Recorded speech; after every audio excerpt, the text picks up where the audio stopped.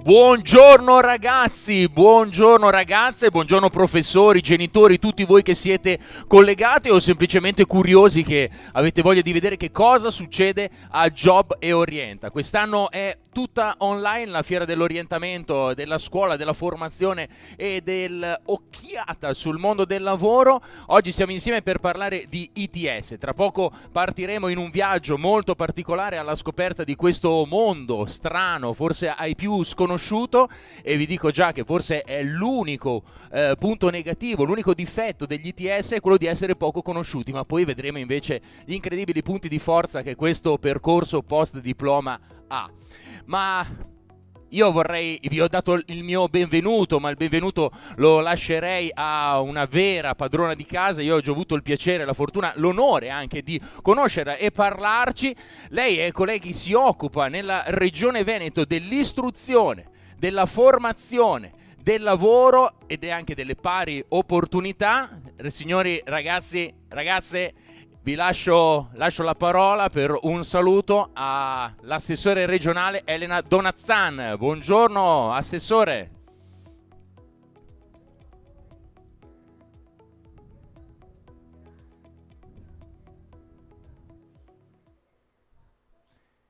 Ma io l'ho già conosciuta, io ho visto l'energia e l'entusiasmo che lei mette nei progetti. Ok, intanto mi dicono dalla regia di avviare il video, perché noi in questo momento non la vediamo. Io la sto cercando nel mio monitor, ma ancora non la vedo.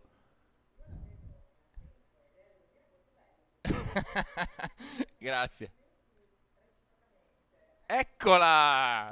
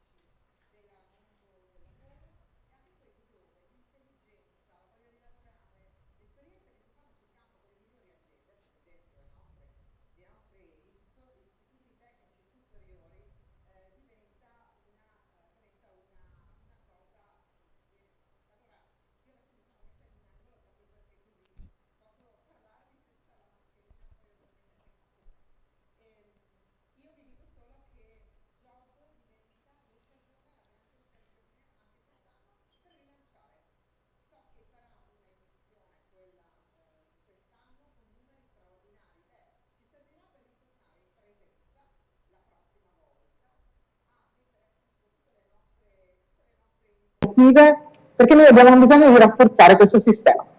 Arriveremo dappertutto, anche con questo evento di stamattina, arriviamo a giovani che magari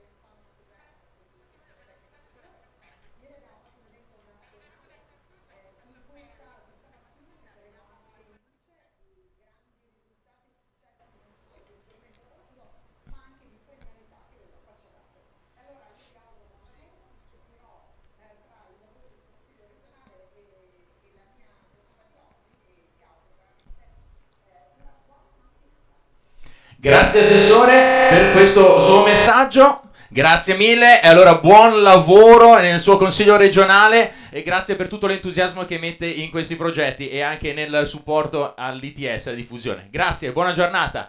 Noi siamo pronti per farci questo viaggio alla scoperta del mondo degli ITS e allora 3, 2, 1, sigla!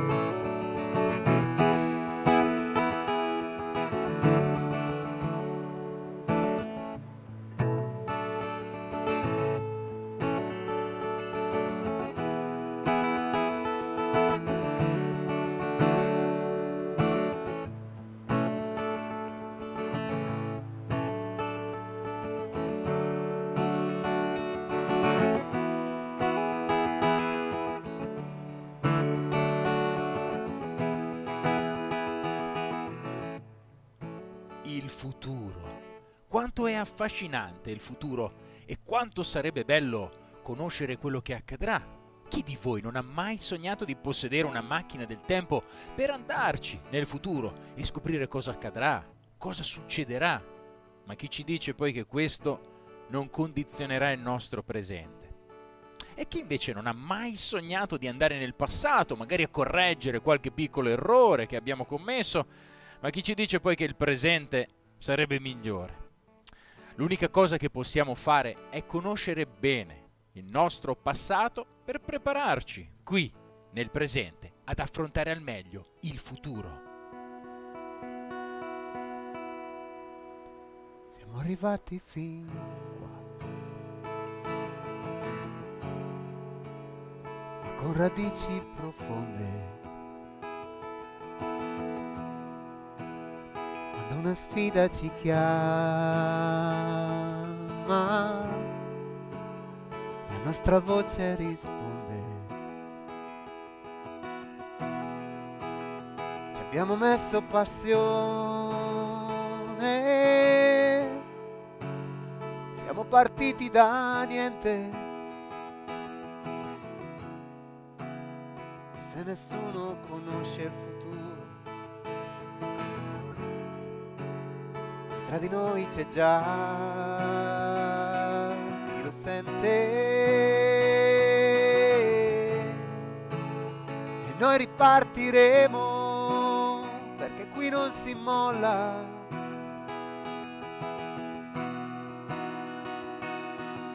Siamo ciò che costruiamo, questa nostra terra,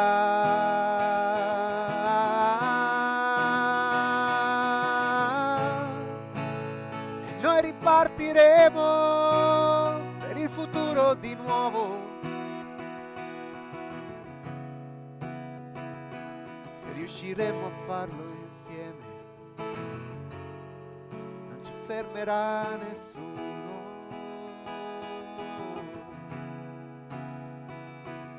Riusciremo a farlo insieme, non ci fermerà nessuno.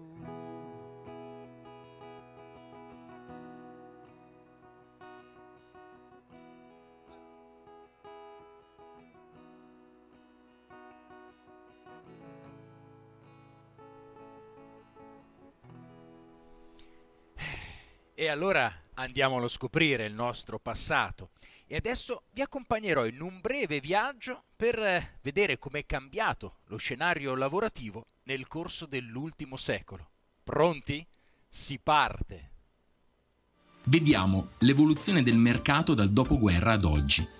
Per mercato intendiamo il legame tra offerta e domanda. L'offerta è la produzione, la commercializzazione dei prodotti e i rapporti lavorativi tra datore e dipendente. Per domanda intendiamo i consumi e le esigenze dei clienti. A seguito della prima rivoluzione industriale nacquero le grandi fabbriche manifatturiere. Il sistema economico, da agricolo e artigianale, diventa un sistema industriale meccanico. La meccanizzazione investì principalmente le aziende tessili, minerarie, siderurgiche e meccaniche. Comincia a svilupparsi il commercio a distanza grazie ai primi mezzi di trasporto che rendevano veloce ed economico il trasferimento dei prodotti.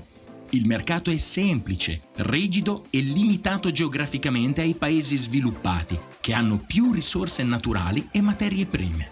La scoperta dell'energia elettrica è la protagonista della seconda rivoluzione industriale. Il sistema economico diventa di produzione di massa grazie alle macchine elettromeccaniche. Le grandi scoperte tecnologiche del periodo portano una grande evoluzione in tutti i campi: produttivo, energetico e commerciale, migliorando notevolmente le condizioni di vita delle donne e degli uomini dell'Occidente. Il petrolio e i suoi derivati, essendo più performanti e meno ingombranti, diventano i combustibili più utilizzati. Le materie prime diventano merci internazionali.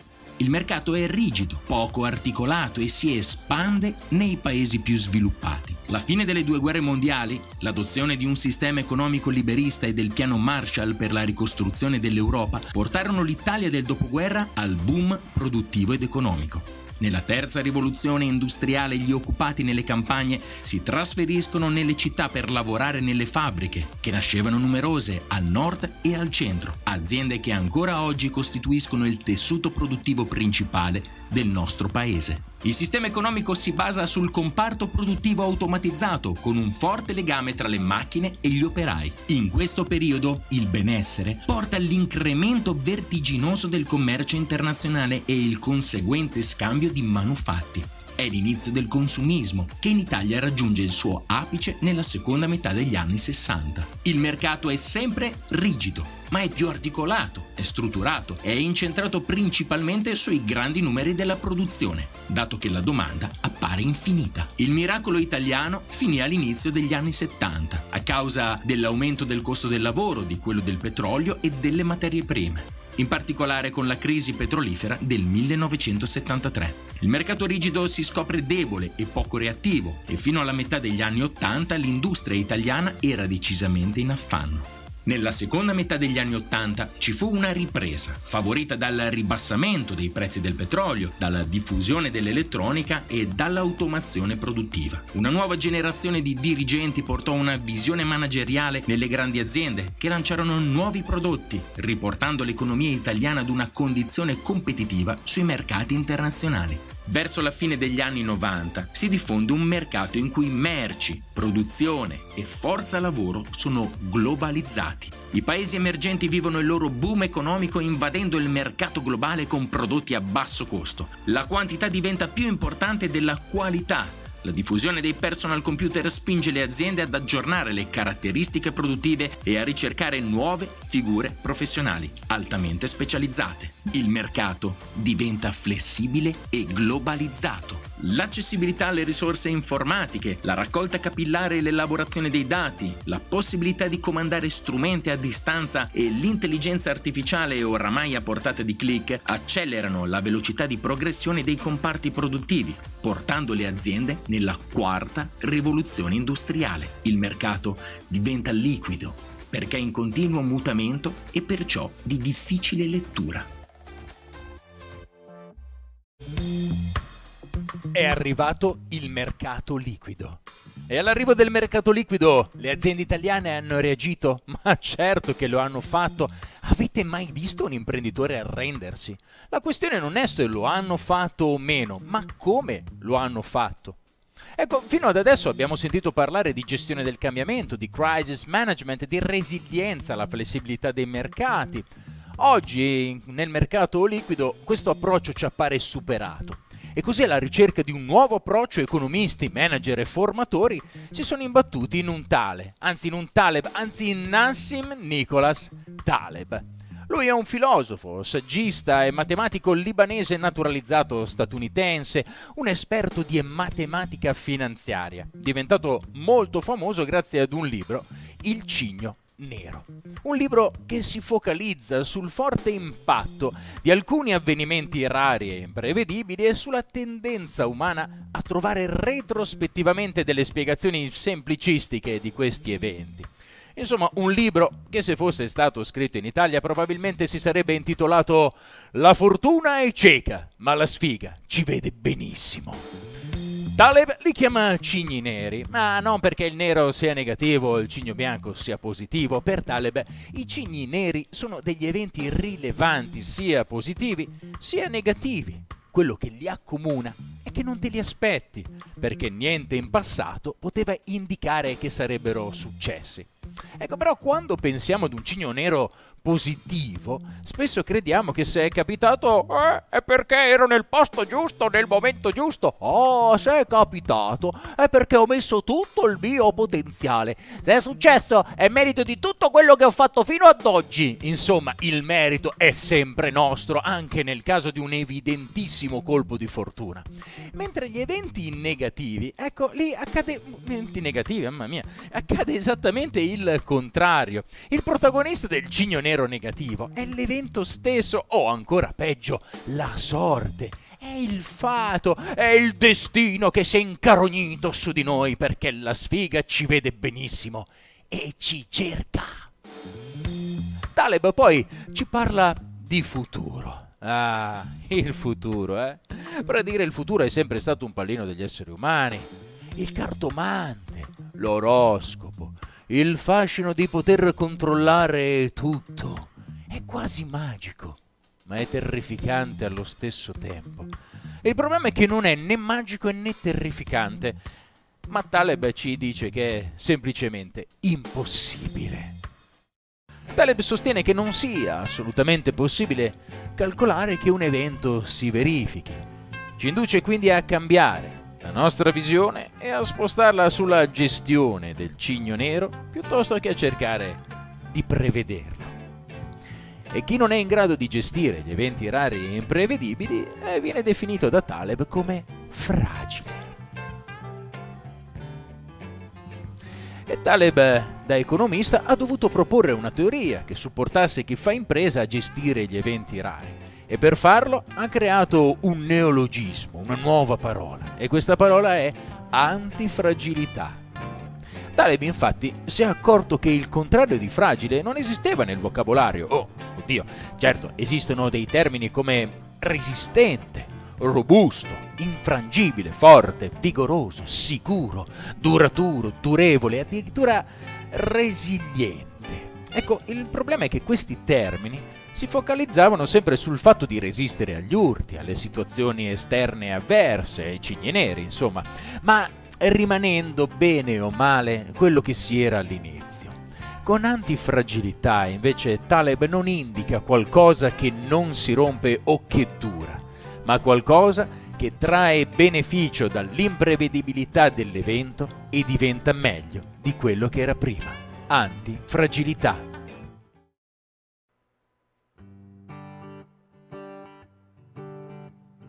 Fragilità è darsi strumenti tutti contenti alla fragilità, è stare divisi di fronte alla crisi e alla fragilità, e agire distinto oggi ti ha spinto alla fragilità, fragilità, e salti in aria che fa un imprenditore nel futuro va, col nuovo approccio dell'antifragilità. Cambia visione da approccio diverso di mentalità, evoluzione che in alto ti porterà.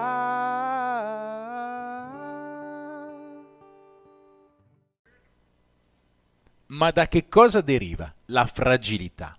Beh, sicuramente dall'avversità che abbiamo verso ciò che non conosciamo. L'ignoto ci spaventa, o comunque non ci attrae positivamente. Ma perché ci spaventa così tanto? Beh, perché non comprende i due parametri che di solito utilizziamo per prendere delle decisioni e reagire ai fatti. Quindi, non avendo questi due parametri, l'insicurezza proviene dal non sapere che cosa fare nel caso in cui l'evento avvenga. E i due parametri sono le esperienze, ovvero le azioni, le reazioni che abbiamo già vissuto, e il secondo sono le conoscenze, ovvero le nozioni e le informazioni che abbiamo già assimilato. Ecco, cosa succede nel nostro cervello? Per induzione, con questi due parametri, andiamo a stabilire una sorta di regolamentazione generale dei fatti che va a condizionare le nostre percezioni. Ecco, siccome questa frase è un po' contorta effettivamente, ve la spiego meglio con una storia. E vi racconterò la storia del tacchino induttivista.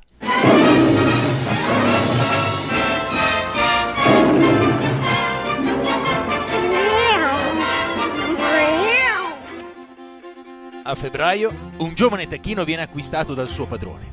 Il viaggio è un piccolo shock, viene separato dalla mamma e messo in una gabbia allacciata nel cassone scoperto del classico pick-up americano. In pochi minuti capisce che la sua vita sta cambiando. Non capisce molto altro, ma una certezza ce l'ha. C'è vento e non riesce a vedere nulla di fermo. Tutto si muove velocissimo. E appena il pick-up si ferma, viene trasferito in un recinto tutto suo, mentre accanto a lui le galline e i polli sono almeno 20-25, tutti nello stesso recinto. Lui è da solo, ha paura e si guarda attorno e si chiede come farà a mangiare senza poter seguire sua madre fino al cibo e senza poter uscire da quel recinto a caccia di insetti, ma alle 9 del mattino in punto, vestita con jeans e stivaloni di gomma, arriva la risposta alla sua domanda. Il cibo lo porta questo signore con i baffi e il cappello ed è contenuto in un grande sacco che lui rovescia in un punto preciso. All'inizio, la prima settimana, il tacchino ha paura del suo padrone e si rifugia in un angolo più lontano aspettando che l'uomo se ne vada, per poi mangiare tutto d'un fiato. Il mangime è molto buono, è nettamente meglio di dove stava prima e questa cosa lo rasserena molto. E ogni giorno per tutto il primo mese la scena si ripete, perfettamente puntuale alle 9 del mattino.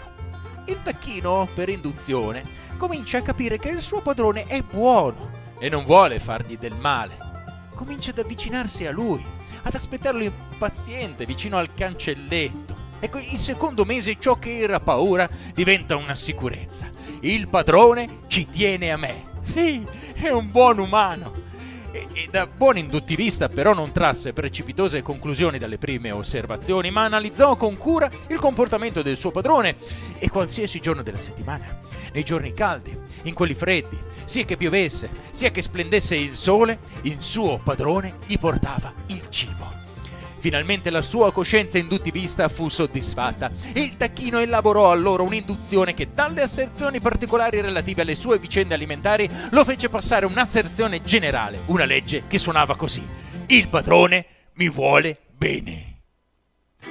Sono passati 5 mesi e quando si avvicina al suo padrone, lui lo ricambia con 2 o 3 carezze sulla testa e un paio di grattini sotto il collo. Sta nascendo una grande amicizia e il tacchino induttivista, sempre attento a stabilire una legge universale dai singoli episodi, ha notato che addirittura negli ultimi giorni, ogni volta che finisce il mangime, il suo padrone gliene porta dell'altro e dell'altro ancora. Il tacchino induttivista non ha più dubbi e la sua certezza è che quell'umano che gli porta da mangiare, che gli pulisce la lettiera di paglia, che lo lascia pascolare libero ogni tanto quando il cane è legato, il suo padrone gli vuole bene e si prenderà cura di lui per sempre. Addio. Per sempre. Poi arriva il 4º giovedì di novembre, il giorno del ringraziamento, e lui, con le sue certezze di contorno, ma soprattutto con le patate, diventano un succulento piatto per il Thanksgiving Day.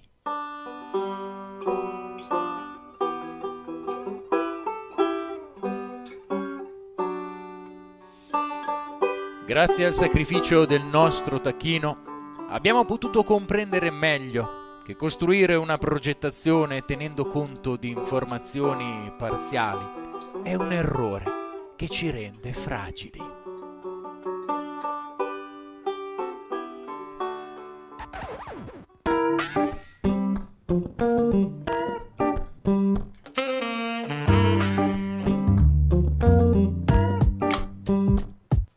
Ma come si può avere un approccio antifragile? Taleb ci dice che le attività produttive sono sì costruite da azioni umane, quindi l'imprenditore che crea l'inizio, poi iniziano ad interagire le decisioni prese anche da altri, relazioni, dinamiche umane, che trasformano il tutto in un sistema biologico che cresce ed agisce in autonomia e gode di una vita propria. Quindi la fragilità non è data da un'eventuale incapacità imprenditoriale o manageriale, ma più dall'approccio. Quindi ciò che ci può rendere antifragili è innanzitutto l'approccio, che però richiede un cambio di mentalità. E perché è così difficile cambiare mentalità? Beh, provate a immaginare un formatore che entra in un'azienda e dice: buongiorno a tutti, oggi faremo una stima di rischio, inizieremo oggi 12 aprile e termineremo il 7 di maggio. Vi fornirò un report dettagliato e avrete tutti i risultati per poter prendere le decisioni più opportune. Oppure immaginate un altro formatore che entra in azienda dicendo: oggi dobbiamo fare un cambio di mentalità, raga. Allora, cancellate tutto quello che avete sempre pensato e da oggi si riparte. Ecco, le aziende non è che scelgono semplicemente il primo, il secondo lo buttano giù dalla finestra. Però c'è anche un altro nemico del cambio di mentalità e quel nemico siamo noi stessi. Sì, ragazzi, la maggior parte di voi, diciamocelo, diciamo la verità, dai, crede di essere superiore alla media, dai, perché tutti noi abbiamo un'eccessiva stima delle nostre opinioni, delle nostre convinzioni. E che cosa succede? Che crediamo di avere tutte le risposte dentro di noi. Crediamo di non avere bisogno di raccogliere altre informazioni, perché quello che pensiamo noi è giusto. E quindi la nostra mentalità è quella giusta. Questo poi ci porta anche degli altri problemi, perché questa alta considerazione delle nostre opinioni ci può portare a distorcere la percezione della realtà. E questo è uno dei motivi per cui hanno un'ampia diffusione le bufale, o come le chiamiamo oggi, le fake news.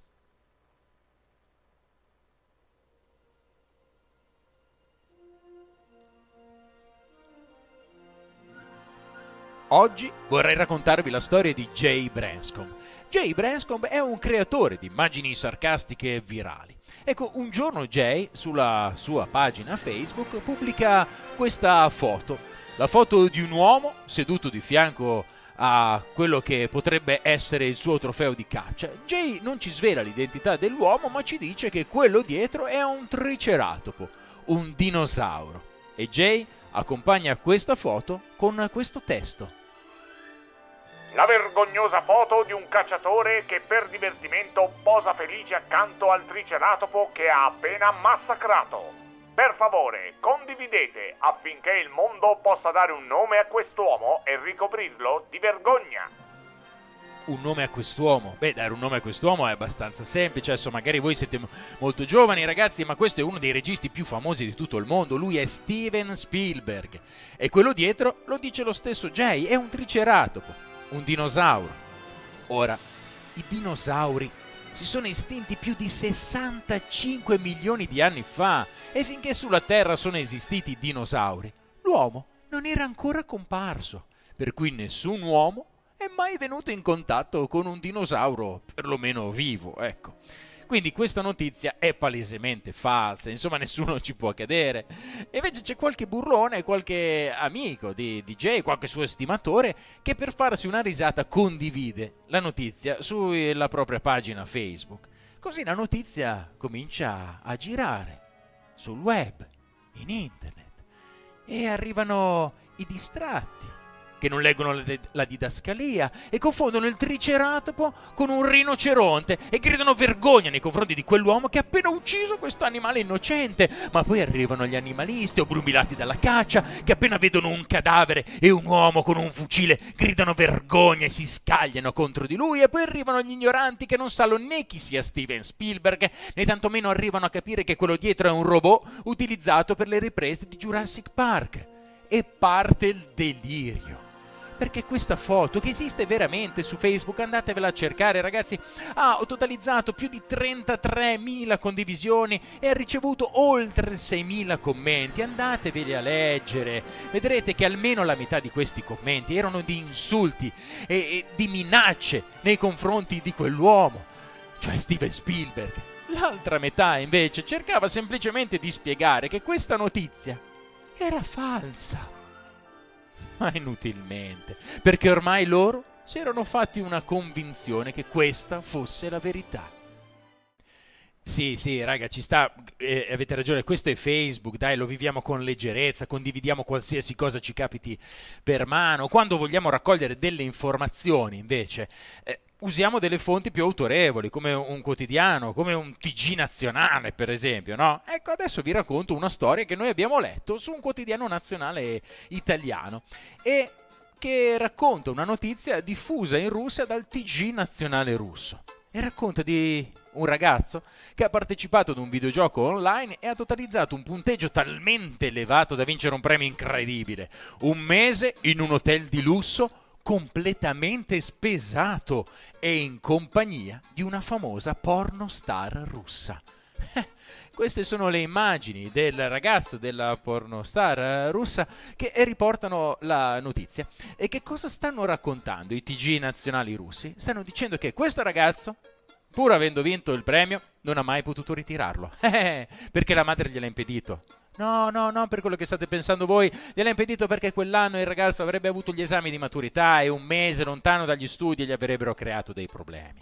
E qui chi è che si scatena? No, vi sento, i maschietti, no, più appassionati di videogiochi online, più appassionati di cinematografia alternativa, ecco, che si scagliano contro la madre che impedisce a quel ragazzo di realizzare i propri sogni. Ma al di là di questo, al di là di questa notizia e di chi si scaglia contro la madre, secondo voi, vorrei chiedervi, questa notizia è vera o è falsa? Come si fa oggi a verificare, a vedere se una notizia è vera o falsa? Beh, è abbastanza semplice, no? Abbiamo internet, abbiamo i motori di ricerca, basta entrare in un motore di ricerca e inserire le parole chiave pornostar, Russia. Ecco, non fermatevi a queste parole perché poi si blocca tutto, ma dovete andare avanti, videogioco, online, ragazzo, hotel di lusso e... sono qua. Vi ho trovato l'articolo intanto con la ricerca e si trova questo articolo. Che cosa dice questo articolo? Che questa notizia è falsa. È stata creata ad hoc dai produttori del videogioco online per farsi pubblicità. Ma cos'è successo? Che il TG Nazionali Russi e poi il quotidiano nazionale italiano ci hanno creduto e hanno diffuso la notizia a livello mondiale, permettendo a questa azienda di farsi pubblicità senza spendere un solo euro. Ecco, ma perché crediamo che siano vere? Beh, perché vanno a toccare alcune sensibilità che abbiamo già dentro. Gli animalisti toccati dal fucile, dal cadavere, e maschietti toccati dallo strapotere dei genitori. Insomma, già è difficile prevedere quello che accadrà. Se poi ci facciamo condizionare dalle nostre convinzioni e dalle nostre sensibilità, beh, rischiamo di fare un sacco di fatica e continuiamo ad essere fragili.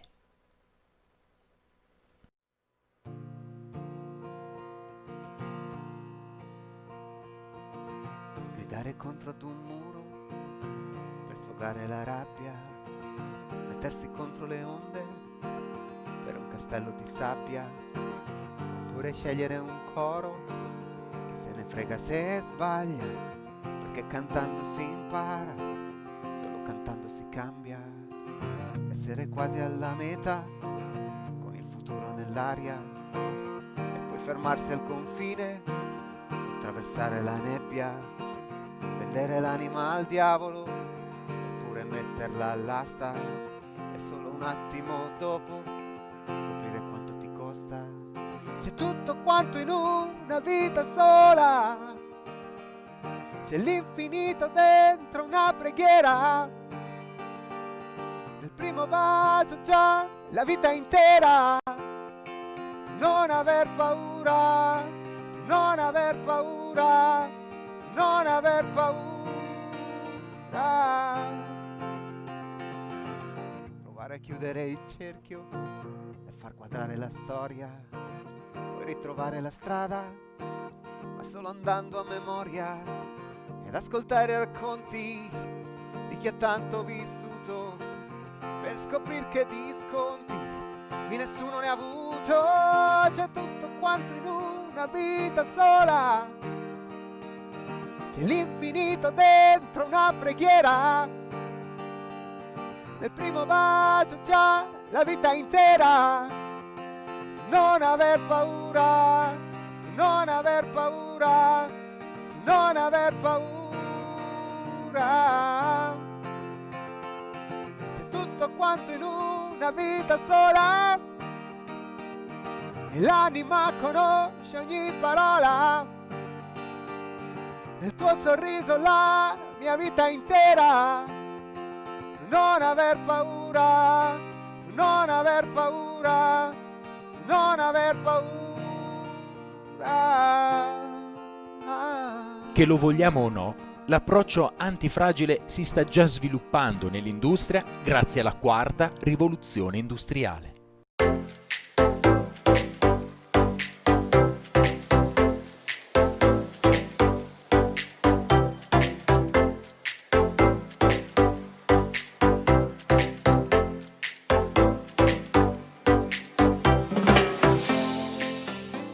Nella storia si sono identificati 3 momenti di grande cambiamento che vengono chiamate le 3 rivoluzioni industriali.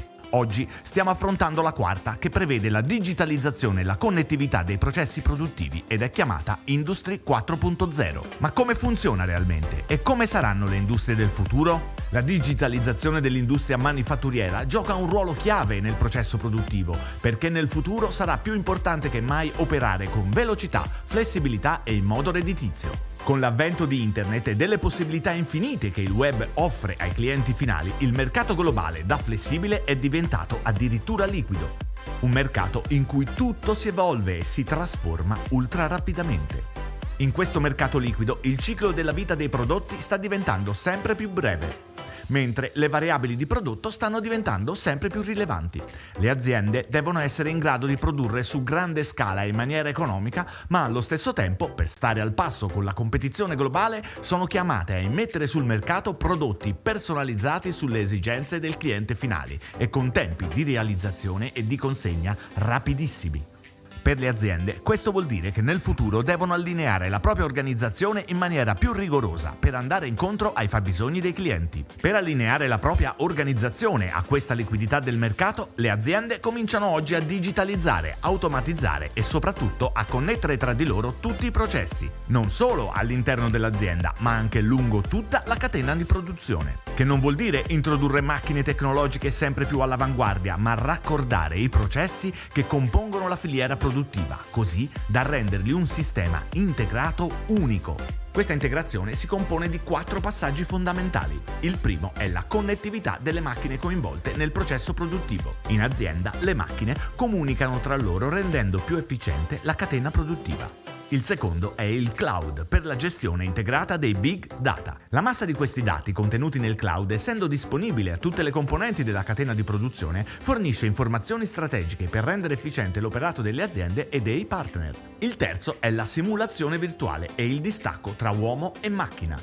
Ci saranno meno rischi per le persone grazie ai nuovi device informatici con cui l'uomo gestisce la produzione. Le mani non toccano le macchine, ma uno schermo, un joystick, un mouse, una tastiera di un computer o addirittura una postazione di realtà virtuale. Il quarto e ultimo è la sicurezza dei dati e delle reti aziendali. È necessario proteggere i dati, le macchine, i programmi, i prodotti e le persone. Un sistema di sicurezza capace di ragionare prima, durante e dopo un attacco, controllando gli impianti industriali con monitoraggio avanzato uomo-macchina e con la protezione dei dati e la gestione degli accessi.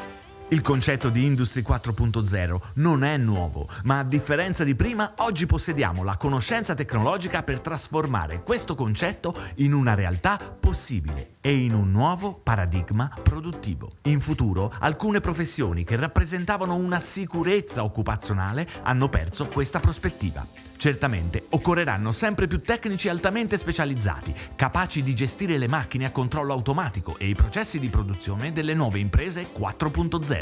Ma non solo, serviranno anche intelligenze in grado di cavalcare a più livelli e su più funzioni il processo di trasformazione digitale che sarà sempre più pervasivo in tutti i settori del sistema produttivo, tanto nella produzione di beni che in quella dei servizi. Persone che, a seconda del ruolo professionale ricoperto, siano capaci di produrre, gestire e utilizzare quantità crescenti di dati e informazioni.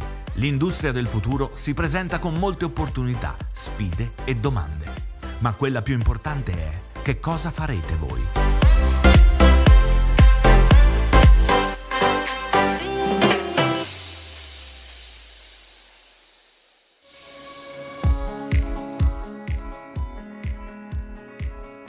La possibilità di avere tutto a portata di dito, in ogni luogo, ad ogni ora del giorno e della notte, ha modificato molto la mentalità del cliente finale. Lui adesso vuole tutto, subito e soprattutto come lo vuole lui. Nessuno può sapere come sarà tra qualche anno. L'unica certezza che abbiamo è che questa volubilità vale per tutti, anche per chi comanda il mercato. Prendiamo ad esempio il mitico iPhone. Ecco, all'inizio la Apple presentava un singolo modello nuovo ogni anno. Dal 2007 al 2013 sono usciti 6 modelli diversi. Negli ultimi anni sono arrivati tantissimi modelli diversi, ne hanno addirittura fatti di tantissime colorazioni diverse perché anche loro si sono dovuti adattare alla liquidità del mercato. Chi si limita a produrre senza uno sguardo rivolto a come sta evolvendo il mercato avrà poche possibilità di crescere e fare business e resterà così in balia delle onde. E restare in balia delle onde in un mercato liquido, si rischia di annegare. Ecco perché le aziende oggi sono chiamate a fare quello che hanno sempre fatto, ovvero evolversi seguendo le indicazioni del mercato. Oggi i clienti chiedono prodotti su misura a prezzi accessibili. Per l'industria questo significa una produzione di massa ma molto flessibile, l'esatto opposto della prima rivoluzione industriale. L'Industry 4.0 è un approccio produttivo antifragile che prepara l'oggi che conosciamo ad affrontare il domani che invece non possiamo conoscere. Qualcuno però guarda a questa quarta rivoluzione industriale con perplessità e ritrosia. E gli operai, e i magazzinieri, e le segretarie che fine faranno? Ma quando arrivò la rivoluzione dell'energia a vapore, non c'erano forse gli stessi dubbi? C'era addirittura un movimento di protesta, i luddisti, che incitavano le persone a ribellarsi, distruggendo le nuove macchine, perché avrebbero condotto alla povertà milioni di contadini e operai. Le campagne si svuoteranno! E noi che cosa faremo? Farete una cosa diversa, dov'è il problema? Il problema è essere preparati a farlo. Con l'avvento della grande industria nel dopoguerra, le campagne si svuotarono per due motivi. Il primo è che le macchine agricole avevano iniziato a fare fatica al posto del contadino e quello che prima l'uomo poteva fare in un mese, la macchina lo faceva in un giorno. Ma si svuotarono anche perché nelle città aprirono le grandi fabbriche, dove lavorando in poco tempo gli ex contadini capirono che si faceva meno fatica, un po' meno fatica rispetto alla campagna, però si guadagnava anche meglio. Il progresso, le rivoluzioni industriali sono sempre state discusse e contestate, ma la storia ci insegna a valutare un progresso anche per i suoi effetti. L'avvento delle macchine agricole permise alle popolazioni di potersi costruire delle scorte di cibo necessarie per il sostentamento se fosse arrivata una carestia, una siccità, un'invasione di cavallette, un cigno nero, insomma. La crescita della produzione agricola aumentò i commerci, gli scambi con i paesi lontani e portò anche la possibilità alle popolazioni di conoscere nuove materie prime, nuove pietanze, nuove medicine, nuovi tessuti e soprattutto nuove possibilità, sia per chi produceva sia per chi consumava. Insomma, ogni cambiamento porta con sé una catena di effetti che automaticamente modificano ciò che conoscevamo, aprendo nuove possibilità. Sì, andate verso la città. Insomma, come è sempre stato nella storia, questa rivoluzione industriale porterà una serie di cambiamenti culturali e sociali che non possiamo far finta di non vedere. Uno dei miti da sfatare è che ci saranno meno possibilità occupazionali.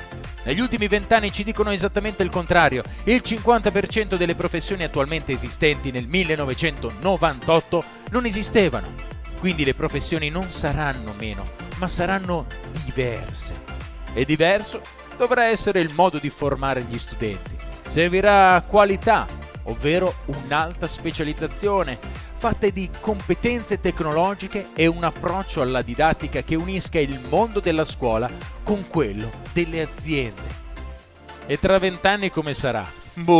Non si sa. L'unica certezza è che chi lavora già si chiama learnability, l'attitudine a rimanere costantemente aggiornati e a continuare ad imparare.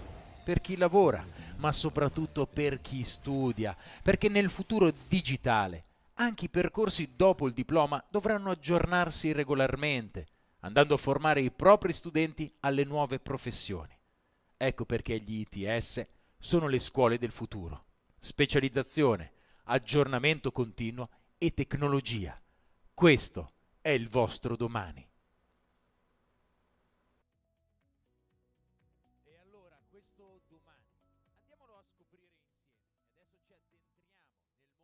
e andiamo a capire più da vicino che cosa sono. Gli ITS sono percorsi post-diploma di alta specializzazione, che servono a formare ragazzi e ragazze per quei ruoli che le aziende fanno più fatica a reperire sul mercato del lavoro. Per questo, la didattica dei corsi viene costruita dagli enti di formazione territoriali insieme alle aziende partner. Sostenuti dalle regioni e dal Ministero, il mondo della scuola e quello del lavoro si sono uniti per progettare congiuntamente una didattica orientata alla professionalizzazione di giovani talenti. Negli ITS, grazie alla presenza delle aziende, si studia ciò che serve a diventare i punti di riferimento nelle realtà produttive più importanti del proprio territorio. La proposta delle specializzazioni ITS, infatti, rispetto ad esempio alle università, segue le caratteristiche del territorio in cui si trova, formando i propri allievi nei settori produttivi principalmente presenti in ogni zona. Questo rende gli ITS delle vere e proprie academy, in cui le migliori aziende del territorio coltivano i giovani talenti di oggi per renderli loro professionisti di alto livello domani. Preparare i ragazzi per professioni molto ricercate nel proprio territorio permette agli ITS di avere la percentuale di occupabilità più alta di qualsiasi altro percorso post-diploma. Vediamo in breve come funzionano. I corsi hanno durata biennale, articolate in 4 semestri per un totale di 1800-2000 ore. In alcuni casi possono arrivare fino a 6 semestri per una durata triennale. Minimo il 30% della durata dei corsi è svolto in azienda, stabilendo subito un legame molto forte con il mondo del lavoro. Negli stage, che si possono svolgere anche all'estero, si lavora concretamente nei progetti dell'azienda, cimentandosi realmente nel proprio lavoro futuro. Il corpo docente proviene per almeno il 50% dal mondo del lavoro. Questo garantisce agli allievi una didattica innovativa, attuale e da subito spendibile una volta arrivati in azienda. La didattica è personalizzata attraverso un precorso di riallineamento che permette a tutti gli allievi di partire dallo stesso livello e dalla presenza dei tutor che supportano i ragazzi e le ragazze ad essere protagonisti di un percorso formativo di eccellenza. Vista la loro efficacia nel creare occupazione giovanile, i corsi ITS sono finanziati tramite le fondazioni dal Ministero, dalle regioni e dalle aziende partner. A vostro carico è prevista solo una piccola quota che varia da regione a regione e che si versa solo dopo aver superato le selezioni al momento dell'iscrizione. I corsi sono a numero chiuso. Per accedervi si deve sostenere una selezione che valuta prima di tutto le motivazioni e gli obiettivi dei candidati e poi le competenze e conoscenze delle materie che si studieranno durante ogni corso. Per queste peculiarità l'ITS è la migliore scelta per tutti coloro che vogliono in breve tempo trovare un'occupazione di medio-alto livello nelle aziende più importanti del territorio. Cerca l'ITS più vicino a te e scopri come costruire un futuro professionale di valore nelle migliori aziende del tuo territorio. Nelle migliori aziende del vostro territorio, so ragazzi che ci state seguendo da tutta l'Italia. Le aziende usano gli ITS per costruire le competenze di domani, seguono le specificità dei vari territori, quindi i corsi possono anche cambiare di anno in anno perché devono rispondere alle nuove esigenze che l'evoluzione del mondo digitale presenterà nel futuro.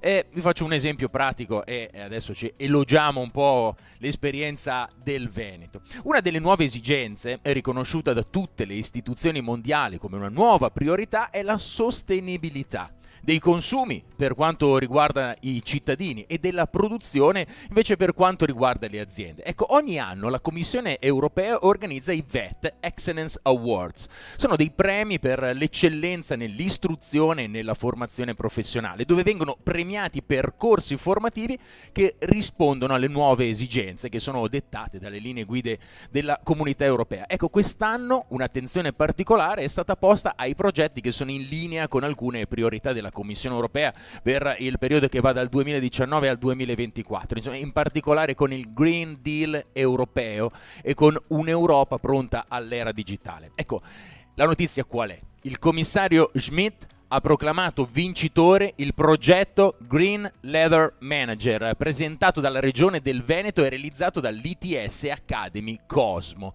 Cos'è l'ITS Academy Cosmo? Ecco, è un corso di alta specializzazione post-diploma finalizzato a formare chi? I futuri manager verdi, che si occupano di ricerca e sviluppo di prodotti e processi sostenibili nelle concerie e nelle aziende della filiera della pelle. Ecco, questo evidenzia come gli ITS rispetto ad altri percorsi post diploma, che cosa hanno? La capacità di rispondere alle nuove esigenze che il futuro ci proporrà.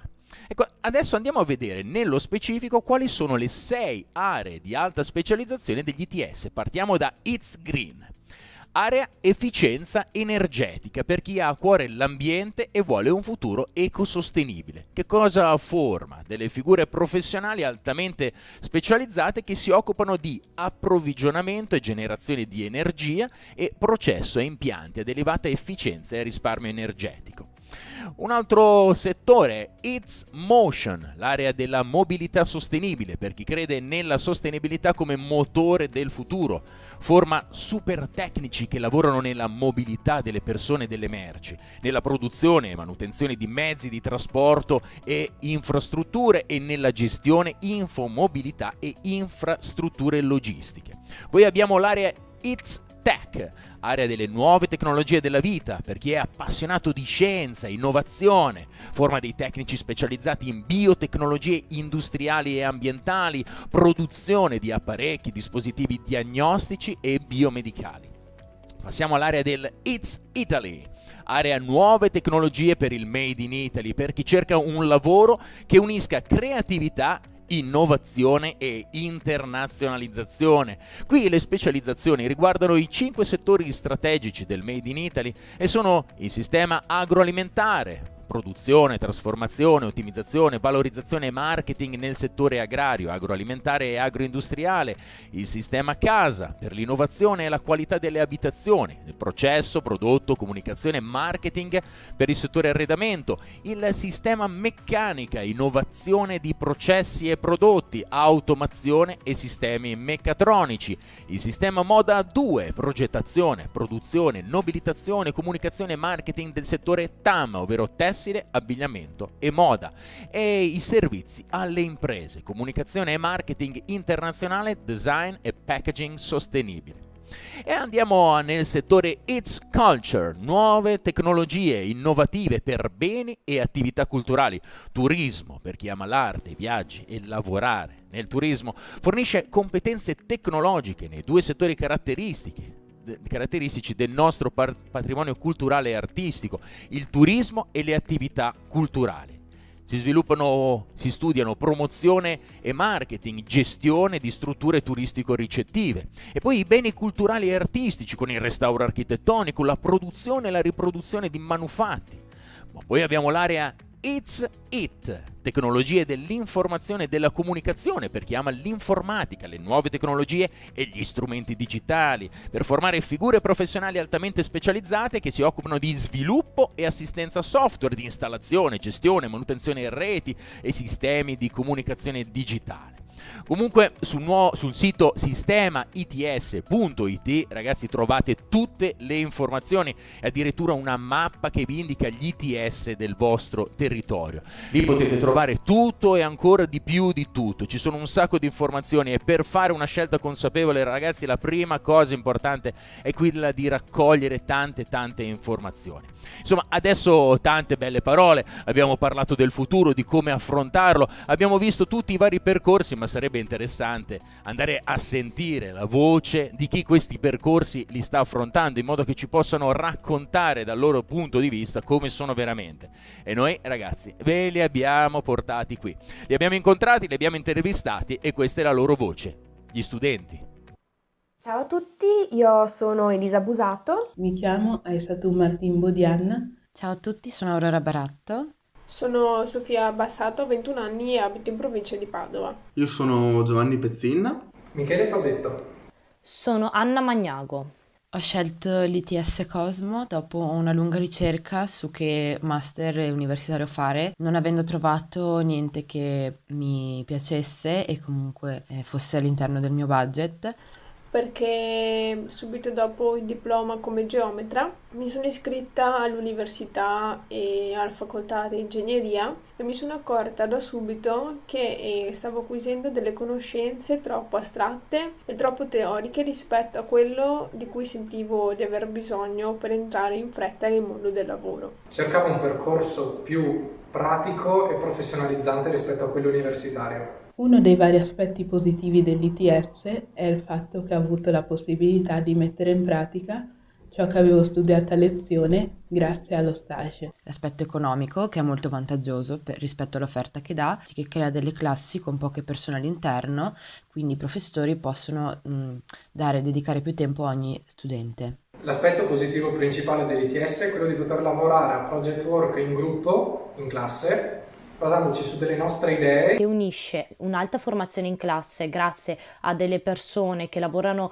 nel settore e quindi mettono a disposizione la loro esperienza, a il tirocinio che riesce a fare grazie ai ITS. Le 3 parole che per me descrivono il corso sono libera, incoraggiante e accessibile. Direi completa, efficace e valida. Impegno, la seconda parola stranamente è creatività e la parola finale è guadagno. Formativa, valida e stimolante. Smart, praticità e innovazione. Sicuramente grazie a questo tirocinio ho preso molta più consapevolezza per quanto riguarda il mondo del lavoro. Grazie a questa esperienza ho acquisito molte soft skills come la pazienza, problem solving, disponibilità alle relazioni col pubblico e curiosità. E essere coinvolti costantemente in questa connessione tra le lezioni e il tirocinio, perché mi è capitato diverse volte di affrontare un certo argomento a lezione e poi trattarlo anche in ufficio, ma anche soprattutto viceversa, cioè imparare qualcosa di nuovo in ufficio e poi trattare l'argomento anche a lezione. Adesso ho finito il tirocinio da circa 2 settimane e sto per firmare un contratto di 6 mesi per una posizione in ufficio e sempre nelle imprese dove ho svolto il tirocinio. Questa esperienza mi ha arricchito prevalentemente non dal punto di vista tecnico, ma appunto dall'inserimento nel mondo di lavoro e nello stabilire quelle che possono essere le gerarchie e le situazioni in cui ci si può ritrovare lavorando appunto in una grande azienda, in questo caso una multinazionale, con una maggioranza di clienti all'estero che produce prodotti complessi e articolati sia dal punto di vista software che della gestione e della manutenzione. Grazie all'ITS sono riuscito a entrare in contatto con un'azienda che si occupa di argomenti che mi appassionano. Ho potuto appunto mettere in pratica quello che mi avevano insegnato, questo è stato notato e infatti mi hanno dato anche molte più libertà e autonomia nel lavoro. Ti forma moltissimo e riesce comunque a presentarti eventualmente in un'azienda con una base ben solida. Consiglierei il percorso ITS a tutti i ragazzi e a tutte le ragazze che vogliono acquisire nuove esperienze e competenze. Se dovete scegliere l'ITS, lo dovete scegliere consapevoli di specializzarvi in un settore ben specifico, appunto. Perché è un percorso breve che ti permette di costruire un futuro basato su competenze pratiche adatte alla professione, conoscenze improntate direttamente nel mondo del lavoro e quindi non sono conoscenze astratte, ma ti permettono di essere pronto ad affrontare la professione che poi andrai a svolgere. Un ragazzo e una ragazza, a mio avviso, possono scegliere il corso di ITS se vogliono una formazione rapida, efficiente, quindi se volete un'introduzione al mondo del lavoro guidata, gentile, corretta, gestita da persone competenti e che conoscono effettivamente il mondo della pratica, scegliete questo indirizzo. Consiglio l'ITS perché offre un percorso formativo capacitante in grado di farti entrare nel mondo del lavoro in pochi anni e soprattutto preparato. Un ragazzo o una ragazza dovrebbe scegliere ITS perché, come detto precedentemente, ti danno la possibilità di mettere in pratica, grazie al lungo tirocinio che ti fanno fare, tutto ciò che hai imparato in classe dai professionisti che sono venuti. Questa è la testimonianza dei ragazzi che stanno frequentando l'ITS oggi. Certo che sarebbe interessante anche vedere alla fine di questo percorso che cosa succede, parlare con chi ha già terminato l'ITS e capire se è stato veramente assorbito dal mondo del lavoro. Beh, abbiamo anche loro, ragazzi. Siamo andati a intervistarli e adesso sentiamo la voce dei diplomati che sono già diventati lavoratori. Ciao, Sono Simone Jesulum, adesso lavoro per un'azienda che fa distribuzione di pesce ingrosso e mi occupo del controllo e gestione di magazzino. Sono Alex Tomè, attualmente lavoro a Malga Misurina come responsabile di tutto il reparto agricolo. Io sono Alberto Bettoni, attualmente lavoro nel settore commerciale, sono un redattore di interni. Sono Filippo Elisa, attualmente lavoro alla DMT Italia SRL, un'azienda a San Vito di Lecuzzano che si occupa di installazione e progettazione di impianti termomeccanici. Ginevra Gamba e mi occupo della gestione delle spedizioni. Il biennio all'ITS è stato come me lo aspettavo. Mi ha permesso di entrare in un ambito lavorativo che è diverso da quello che avevo comunque studiato in precedenza alle scuole superiori. Sì, era come me lo aspettavo, da come mi avevano detto che era molto teorico ma anche pratico. E a me è piaciuto veramente tanto. Speravo mi potesse dare delle opportunità concrete. Prima di iscrivermi al percorso ITS avevo varie opzioni per il mio futuro, ma ad oggi posso affermare che è stata la scelta giusta. La cosa del percorso ITS che mi è servita di più è stata la preparazione, perché entrare in un ambito completamente nuovo non è facile se non si ha una buona preparazione. Quello che mi è servito di più in azienda del corso ITS è stata, diciamo, la parte più pratica che ti davano i professori, essendo professori dentro il mondo del lavoro, tutti quanti consulenti. Quello lì mi è servito veramente tanto. La cosa che maggiormente mi è servita in azienda è stata l'esperienza di stage, nella quale abbiamo visto messe in pratica tutte le conoscenze apprese durante il percorso in aula, e questa esperienza di stage mi è servita ad essere molto più sicura e molto più tranquilla nel lavoro che sto svolgendo. La cosa che personalmente mi ha sorpreso di più in questo percorso ITS sono state le lezioni. Sono lezioni in cui il docente e i corsisti interagiscono molto. Si apprende in modo migliore, si apprende in modo più veloce stando attenti alle lezioni, il carico di lavoro che ci si ritrova a fare a casa è praticamente annullato. La grande quantità di ore di tirocinio, per me fondamentali, che ho potuto svolgere in varie aziende, i laboratori molto utili e molto pratici. Quello che mi ha sorpreso dell'ITS è quanto vicino al mondo del lavoro mi abbia potuto porre.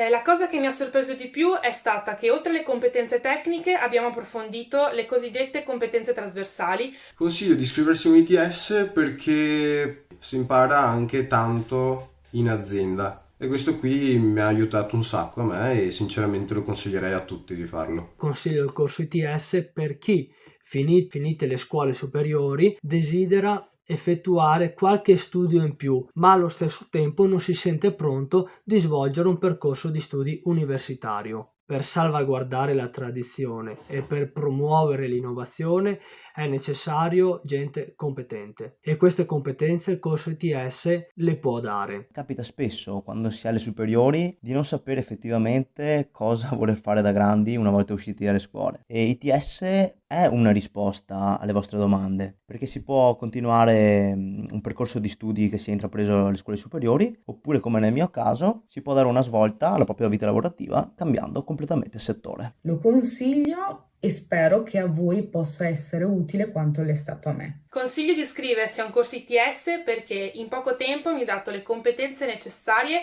per iniziare il percorso professionale che desideravo e mi ha reso più competitiva in confronto al mio coetaneo.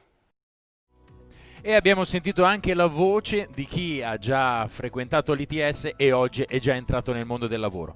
E allora ragazzi, speriamo di avervi dato tanti spunti di riflessione e avere stimolato un po' di curiosità per addentrarvi nel mondo ITS. Vi ricordiamo che su internet potete trovare tantissime informazioni, contattate le singole fondazioni, cercate nella vostra zona quali sono gli ITS. Adesso facciamo un piccolo gioco insieme perché vi abbiamo presentato ma vogliamo anche conoscervi, vogliamo capire chi ci sta seguendo in questo momento. Ecco, questa interazione avverrà solo con chi ci sta seguendo sulla piattaforma Zoom, per cui non apparirà nulla nello schermo di chi ci sta seguendo in diretta su YouTube, ma vi leggeremo i risultati. Quindi sono circa 1000 le persone, i ragazzi e le ragazze che ci stanno seguendo su Zoom e che risponderanno a questo sondaggio che voi state già vedendo in sovraimpressione, e che è: a che punto siete della scelta di cosa fare dopo il diploma? Ci sono 4 4 opzioni di risposta: ho deciso, ho quasi deciso, sono ancora indeciso oppure sono molto indeciso. Ecco, vediamo a distanza di un bel po' di mesi ancora dalla fine del quinto anno com'è la vostra preparazione. La seconda domanda: quale informazione ritieni più importante per decidere? Ecco, conoscere quali settori sono in espansione, oppure quali ruoli professionali sono più richiesti, oppure i miei interessi e le mie passioni, oppure i consigli di chi mi sta vicino. L'altra domanda che vi sottoponiamo è: qual è, secondo te, la migliore strategia per trovare un lavoro che porti ad acquisire competenze di medio-alto livello? La prima opzione è mandare curriculum vitae a tappeto, oppure specializzarmi con un percorso universitario o ITS, oppure fare una ricerca e contattare le aziende dove mi piacerebbe lavorare, o infine iscrivermi ai portali e alle agenzie che offrono lavoro. La prossima domanda che vi sottoponiamo, intanto voi cominciate pure a rispondere. Se avete un dispositivo touch basta che clicchiate sulle risposte, oppure se ci state seguendo da un computer con il vostro mouse andate e selezionate le risposte. Come state già vedendo arrivano in diretta, ma poi le leggeremo anche per chi ci sta seguendo su YouTube. Altra domanda è: ti interessa raggiungere un'alta specializzazione in soli 2 anni? Prima risposta: sì, molto, non ho voglia di studiare altri 5-6 anni, oppure abbastanza, la durata però non è così determinante, conta di più cosa andrò a fare, oppure non lo so, il tempo è l'ultima cosa in termini di importanza, e infine no, non ho voglia di tuffarmi nel mondo del lavoro a breve, quindi avete voglia di studiare ancora a lungo. La penultima domanda che vi sottoponiamo è: secondo te perché ITS ha una percentuale di occupabilità così alta? Perché i corsi sono costruiti insieme alle aziende? Oppure pensate che è perché segue le specifiche dei settori produttivi del territorio? Oppure siete convinti che tramite lo stage si possa entrare in contatto con il mondo del lavoro? O infine perché ci si specializza in ruoli che le aziende fanno fatica a reperire?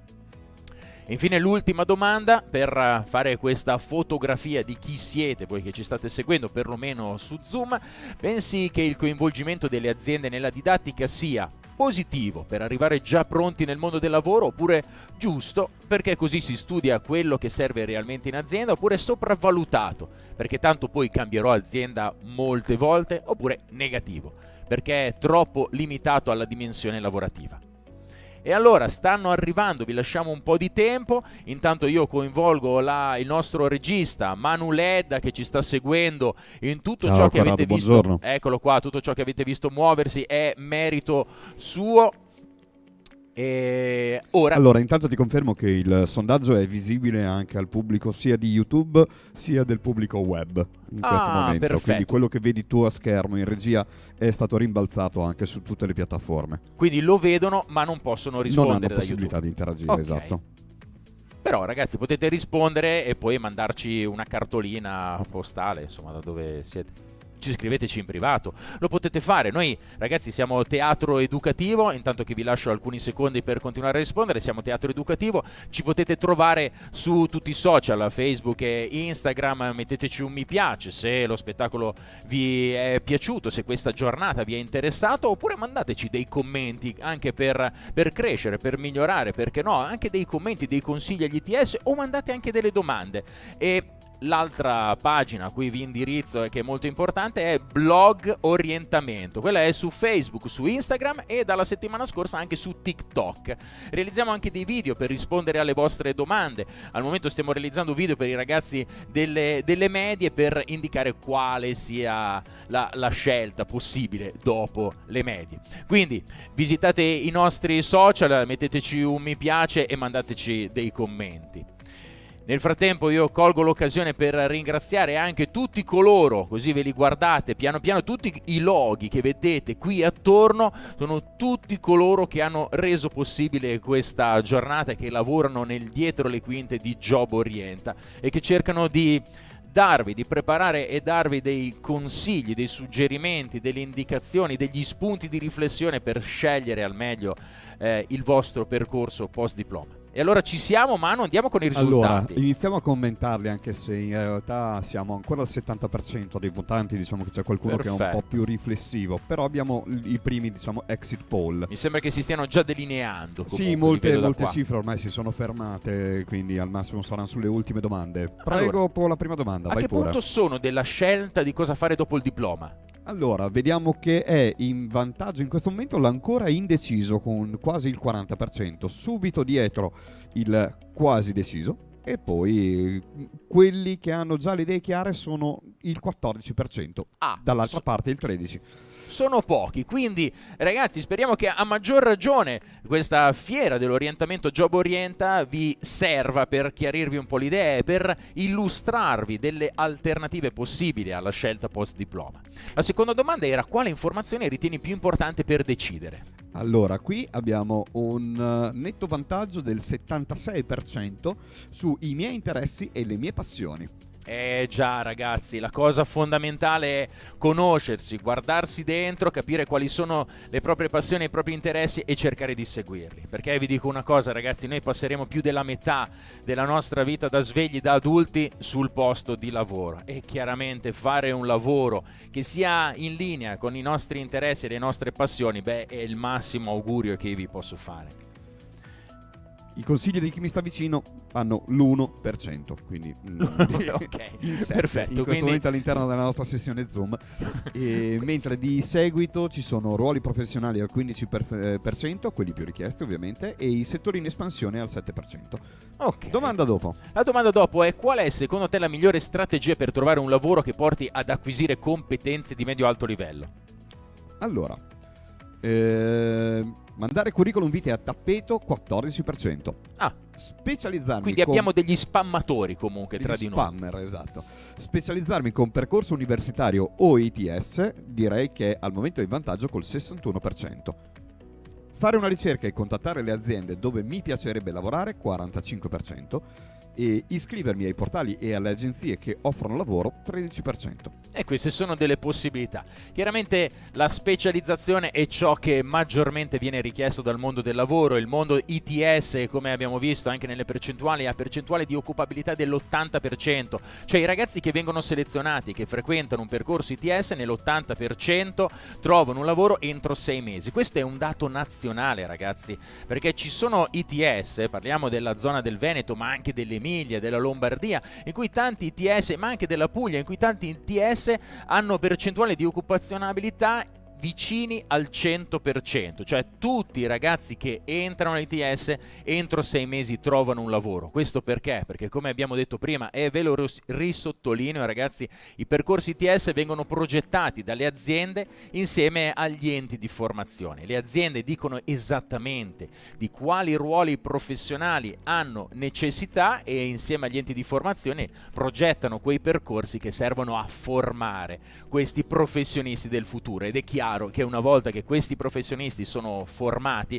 grazie a questo corso di alta specializzazione ITS, che dura solo 2 anni è vero, ma è molto intenso e molto professionalizzante, insomma dopo questi 2 anni questi ragazze e ragazzi sono prontissimi per essere assorbiti nel mondo del lavoro. Ma andiamo a vedere, ti interessa raggiungere un'alta specializzazione in soli 2 anni?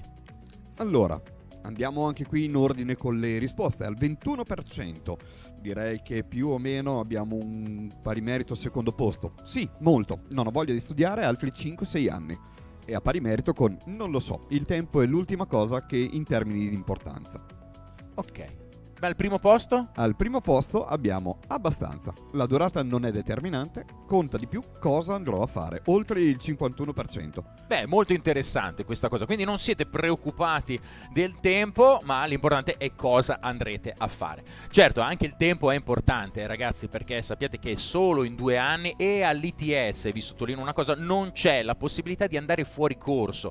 Questo perché? Perché i gruppi selezionati di studenti sono molto piccoli, sono classi da 20-25 studenti e avete attorno a voi docenti, tecnici che arrivano direttamente dal mondo delle aziende che durante i 2 anni vi seguono nel vostro percorso di crescita sia a livello di competenze sia a livello di persone, e hanno tutto l'interesse perché voi acquisiate quelle competenze e siate pronti per affrontare il mondo del lavoro, e quindi vi aiuteranno in tutti i modi. Avete delle lacune? Avete un team attorno a voi che vi accompagnerà per farvi crescere, quindi alla fine dei 2 anni sicuramente siete prontissimi, però se non avete urgenza meglio così.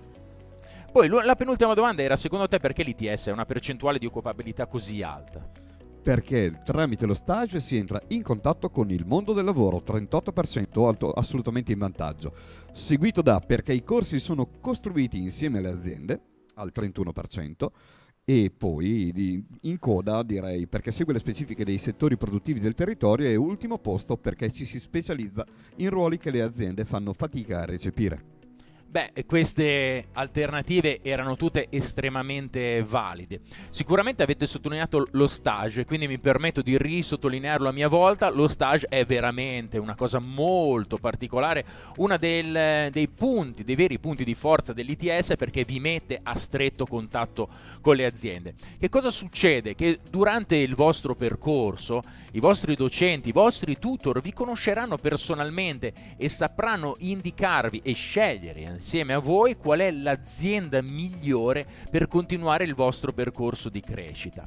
Durante lo stage cosa succede? Lo stage, che abbiamo detto prima, occupa 800 ore delle 2000 ore del corso. Durante lo stage cosa accade? Che voi conoscete l'azienda che vi mette comunque in ruoli molto importanti, lavorerete a fianco dei professionisti che sarete voi in futuro, ecco, non vi mette in ruoli secondari, ragazzi, attenzione, questa è la grossa differenza fra stage e tirocinio, alternanza scuola-lavoro. Le aziende hanno interesse a farvi crescere e a conoscervi bene, e lo stage vi permette di conoscere l'azienda e capire se quello può essere per voi un futuro interessante. Allo stesso tempo l'azienda può capire se voi potete essere quel profilo da inserire nelle loro fila, e molto spesso succede che durante lo stage si trovi questa affinità e le aziende vi prenotino, tra virgolette. Non c'è una vera e propria firma del contratto perché non è possibile, ma al termine dello stage molti studenti vengono già bloccati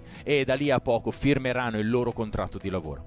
L'ultima domanda, prima di salutarci, è: pensi che il coinvolgimento delle aziende nella didattica sia oltre la metà, oltre al 55% positivo, per arrivare già pronti nel mondo del lavoro, e il 40%, 41% per la precisione, giusto, perché così si studia quello che serve realmente in azienda, e questi due insieme formano il 96%.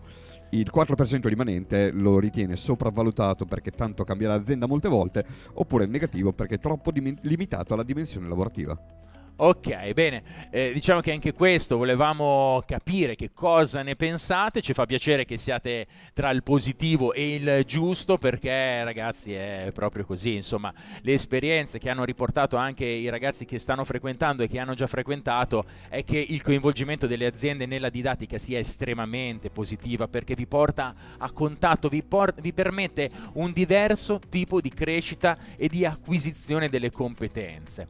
Si studia con il learning by doing, cioè l'imparare facendo. Si acquisiscono tante conoscenze teoriche, ma le quali hanno subito una applicazione pratica, e questo vi permette, ragazzi, di fissare velocemente i concetti e imparare più velocemente e in maniera più efficace. Allora ragazzi, noi speriamo di avervi dato una mano per una scelta più consapevole. Io ringrazio Manu Ledda in regia. Grazie a te Corrado, ti lascio una comunicazione all'interno del webinar. Il sondaggio rimarrà attivo per il 20% che ancora non ha erogato una propria opinione. Vedo che comunque stanno ancora lavorando. Rimarrà attivo fino alle 10:30. Perfetto, e rimarrà attiva anche la chat, quindi se volete commentare e salutarci, dirci qualsiasi cosa, fatelo ragazzi, noi leggeremo poi i commenti. E vi ricordo i nostri social: Teatro Educativo e Blog Orientamento. Io sono Corrado Boldi e è stato bello essere qua con voi. Grazie ragazzi e buona scelta.